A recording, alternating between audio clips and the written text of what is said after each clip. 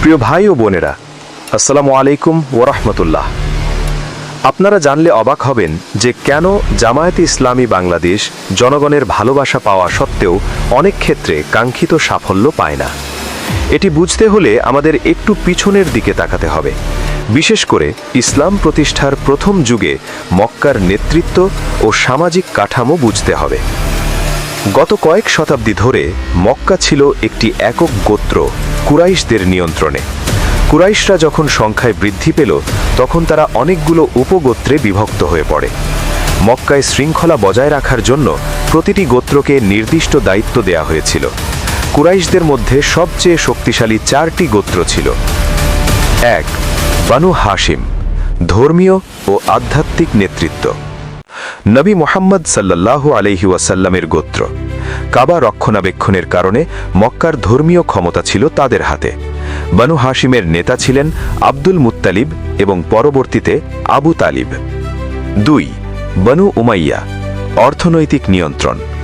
এই গোত্রটি বিখ্যাত ছিল তাদের ব্যবসায়িক প্রজ্ঞা ও অর্থের জন্য। মক্কার সমগ্র অর্থনীতি এই গোত্র নিয়ন্ত্রণ করত। এর নেতা ছিলেন আবু সুফিয়ান।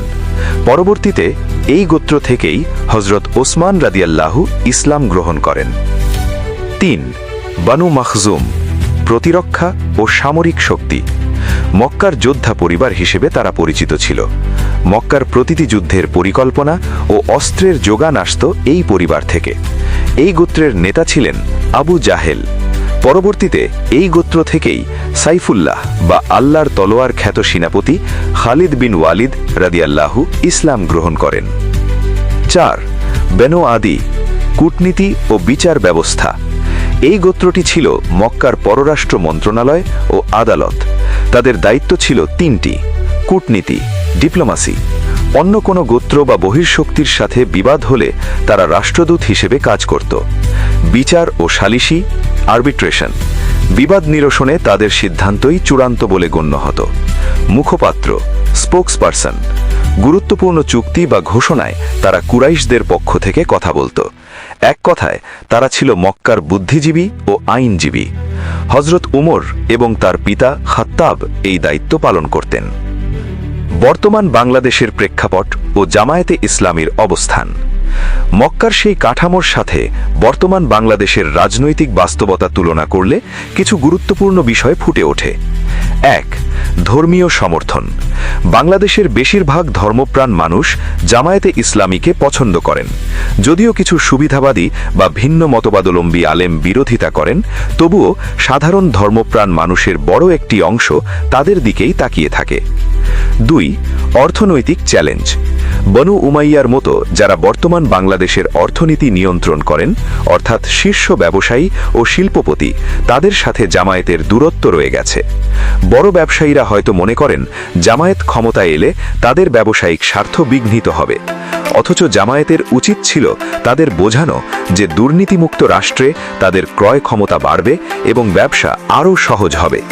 বড় ব্যবসায়ীদের দাওয়াত পৌঁছাতে বা তাদের আস্থায় নিতে না পারা জামায়াতের একটি বড় ব্যর্থতা। 3. প্রতিরক্ষা ও এস্টাবলিশমেন্ট। বানু মাখজুমের মতো যারা দেশের প্রতিরক্ষা ও সামরিক বাহিনী নিয়ন্ত্রণ করেন, তাদের সাথে জামায়াতের সম্পর্কের ক্ষেত্রে এখনও এক ধরনের ফোবিয়া বা আস্থার সংকট কাজ করে। একটি রাষ্ট্র পরিচালনার জন্য সেনাবাহিনীর আস্থা অর্জন অপরিহার্য। জামায়াতকে প্রমাণ করতে হবে যে তাদের জনকল্যাণমূলক ফর্মুলায় দেশের প্রতিটি প্রতিষ্ঠান, বিশেষ করে প্রশাসন, পুলিশ ও সেনাবাহিনী আরও বেশি সম্মানিত ও নিরাপদ থাকবে। 4. সুশীল সমাজ ও পেশাজীবী, কূটনীতি। বনু আদির মতো যারা বুদ্ধিজীবী, আইনজীবী, ডাক্তার বা প্রফেশনাল বডির সদস্য, তাদের সাথে জামায়াতের সুসম্পর্ক স্থাপন করা জরুরি। সুশীল সমাজের প্রতিনিধিরা যদি জামায়াতের ইনসাফ বা ন্যায় বিচারের ধারণায় আশ্বস্ত হন, তবেই তারা জনমানুষের মধ্যে গ্রহণযোগ্যতা পাবে। উপসংহার: জামায়াতে ইসলামীর দায়িত্বশীলরা যদি এই ঐতিহাসিক শিক্ষাগুলো কাজে লাগিয়ে এস্টাবলিশমেন্ট ও সকল পেশাজীবী শ্রেণীর সাথে কার্যকর সম্পর্ক গড়ে তুলতে পারেন, তাহলে আগামী ইলেকশনে তারা ইনশাআল্লাহ বিপুল ভোটে জয়লাভ করবে। বন্ধুরা, ভিডিওটি কেমন লাগলো কমেন্টে জানাবেন। জামায়াতের পরাজয়ের পেছনের অন্যান্য কারণগুলো নিয়ে বিশ্লেষণাত্মক ভিডিও পেতে এখনই আমাদের নয়া বাংলাদেশ চ্যানেলটি সাবস্ক্রাইব করে রাখুন। ধন্যবাদ।